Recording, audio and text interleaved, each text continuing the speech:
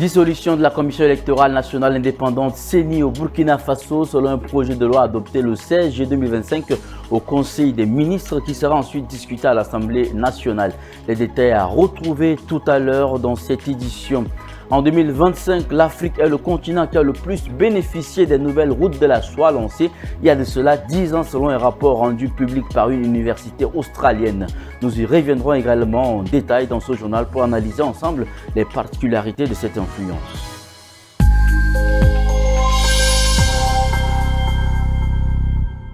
Mesdames et messieurs, bonsoir et bienvenue sur Tchad Info TV. Au Burkina Faso, le gouvernement a annoncé la dissolution de la Commission électorale nationale indépendante CENI. Un projet de loi adopté mercredi 16 juillet au Conseil des ministres sera transmis à l'Assemblée nationale de transition pour examen. Selon le ministère de l'administration du territoire, cette mesure a pour but de préserver le processus électoral des fortes influences politiques et de limiter celle de l'étranger. Après la dissolution de la Commission électorale nationale indépendante CENI annoncée par le gouvernement, c'est désormais le ministre de l'administration du territoire qui sera chargé de l'organisation des élections. Cette dissolution s'inscrit dans la refondation de l'État et dans la dynamique des réformes institutionnelles, a expliqué le ministre Émile Zerbo. Ce dernier assure que cette décision permettra de rationaliser les charges de fonctionnement de l'État qu'il qualifie de trop coûteuses, car chaque année l'institution se voit attribuer une subvention de 500 millions de francs CFA. Pour justifier ce projet de dissolution, le ministre a souligné que l'organisation des élections par le ministère de l'administration du territoire permettra d'éviter les fortes influences politiques et renforcera le contrôle souverain sur le processus électoral. En réponse sur le réseau social X, l'ex-ministre de la Culture Abdoul Karim Sango a estimé qu'il n'est pas pertinent de dépenser plusieurs centaines de millions de francs CFA pour entretenir une CENI dans un contexte où le gouvernement n'a pas prévu d'organiser des élections à moyen terme. Il est vrai que le maintien d'une telle commission, alors que les activités des partis politiques sont interdites depuis 2022 et qu'aucune échéance n'est fixée pour des futures élections au Burkina Faso, peut être comme une anomalie institutionnelle. Selon un rapport publié ce jeudi par l'université australienne de Griffith, le continent africain est en 2025 le premier bénéficiaire des nouvelles routes de la soie lancées il y a plus de 10 ans. Cependant, l'Empire du Milieu a totalement revu ses priorités. Le Nigeria est devenu le principal bénéficiaire, tandis que les investissements se sont complètement taris au Cameroun. En 2025, la Chine et ses entreprises ont investi 39 milliards de dollars en Afrique dans le cadre des nouvelles routes de la soie, dont 21 milliards de dollars au Nigeria et 3,6 milliards en Tanzanie. Selon ce rapport de l'université australienne de Griffith, la Chine a augmenté ses investissements en Afrique de près de 400% cette année pour construire ces nouvelles routes de la soie. Mais au Cameroun, à Madagascar, au Zimbabwe ou encore en Afrique du Sud, la Chine n'a pas injecté un seul centime dans de nouveaux projets d'infrastructure cette année. Contrairement à 2024, selon l'Institut asiatique de l'université de Griffith, la Chine cherche à la fois à réduire les risques financiers de ses investissements et à consolider son accès à certaines ressources comme le gaz naturel, le pétrole et les terres rares. Pour accorder des prêts, Pékin donne donc la priorité aux pays capables d'offrir ces ressources en garantie financière. C'est le cas du Nigeria qui a reçu la plus grosse enveloppe chinoise pour son énorme projet de parc industriel gazier à Odijiben, au sud de Lagos. Il en est de même pour la Tanzanie, dont les projets d'infrastructure financés par la Chine faciliteront le transport de minerais, notamment des terres rares. Jeudi 17 juillet, les bureaux de vote ont ouvert au Togo pour le renouvellement des maires et conseillers municipaux des 117 communes que compte le pays. Ce sont les 3e municipales de l'histoire du pays et les premières de la nouvelle République définitivement instaurées début mai. Un scrutin qui s'est déroulé dans le calme mais pour lequel les Togolais ne se sont pas beaucoup déplacés malgré un contexte sociopolitique tendu. Alors que le contexte sociopolitique était tendu au Togo, avec un nouvel appel à manifester du mouvement de la société civile M66. À Lomé, les électeurs sont arrivés au compte-gouttes devant les urnes.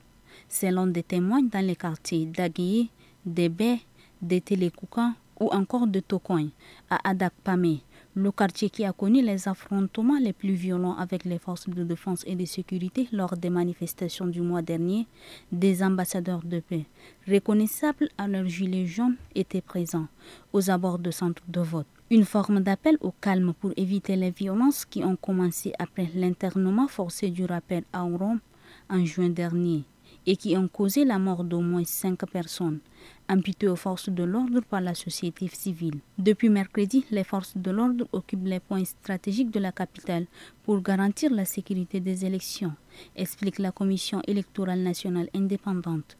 Les frontières terrestres ont été fermées et la journée déclarée fériée. Des précautions prises suite aux appels à manifester finalement très peu suivis du mouvement de la société civile M66 qui réclame un changement de pouvoir et dénonce notamment la récente réforme constitutionnelle ayant consolidé le pouvoir de Faure Gnassingbe à la tête du pays depuis 20 ans. Depuis l'instauration de la nouvelle République, ces municipales qui sont les 3e de l'histoire du pays marquent le premier scrutin d'importance pour plus de 4,5 millions d'électeurs.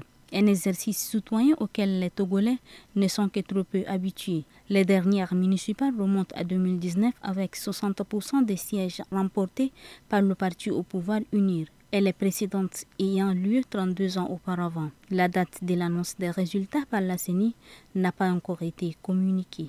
Depuis bientôt une semaine, Jacques Kiaboula, le gouverneur du Haut-Katanga, est introuvable. Après un discours prononcé au début du mois, l'ancien proche de Joseph Kabila, rallié depuis à Félix Tshisekedi, n'a pas répondu à une convocation du vice-premier ministre de l'Intérieur.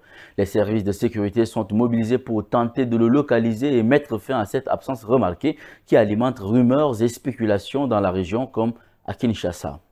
Tout a commencé le 1er juillet lors d'un meeting de Jacques Kiaboula. Dans une vidéo devenue virale, il s'en prend vivement au Rwanda, qu'il accuse d'être à l'origine de la guerre dans l'est du pays.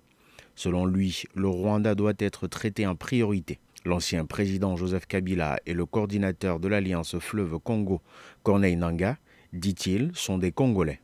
Leur cas, poursuit-il, pourra être abordé plus tard. Des propos qui passe mal à Kinshasa car Joseph Kabila a vu son immunité parlementaire levée et est accusé d'être en lien avec Corneille Nangaa, condamné à mort. Quelques jours plus tard, le ministère de l'Intérieur a donc convoqué Kiaboula à Kinshasa, mais il ne s'y est pas rendu. Ce genre de convocation ne se discute pas, on exécute, commente pourtant un officiel. 2 jours après, Kiaboula a répondu et dit être malade. Depuis, plus rien. La police et la direction générale de l'immigration sont mobilisés pour le retrouver. Il est injoignable, même par téléphone. Radio France Internationale n'a pas pu le contacter.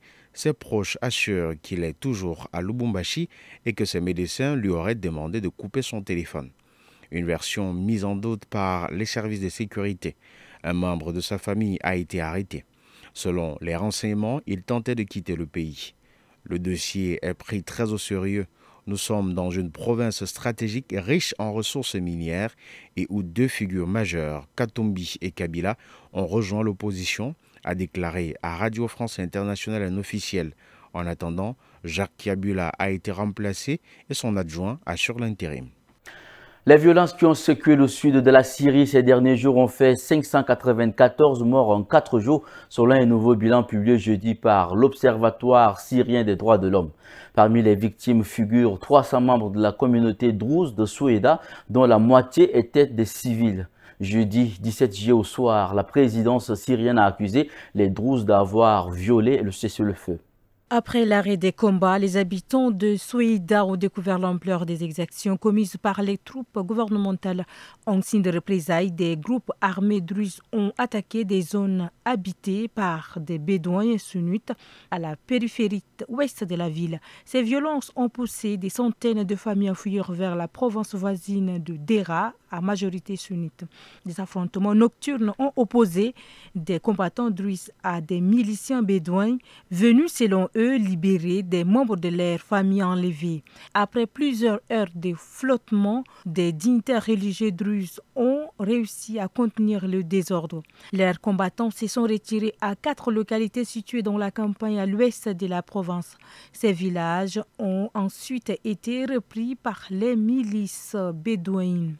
Malgré l'arrêt des combats, les tensions restent fortes et une fracture communautaire semble se dessiner en Syrie.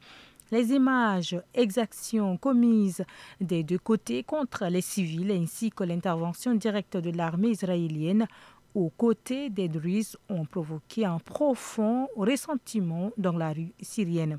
À Alep, grande ville du nord à majorité sunnite, des étudiants druzes ont été agressés sur le campus de l'université. À Hamas, Homs et Damas, des rassemblements de soutien à l'armée gouvernementale ont été organisés. Des slogans à caractère communautaire ont été scandés par des foules survoltées. Les Druzes, notamment leur chef religieux Igmat al-Hijri, ont été accusés de trahison et de connivence avec les Israéliens.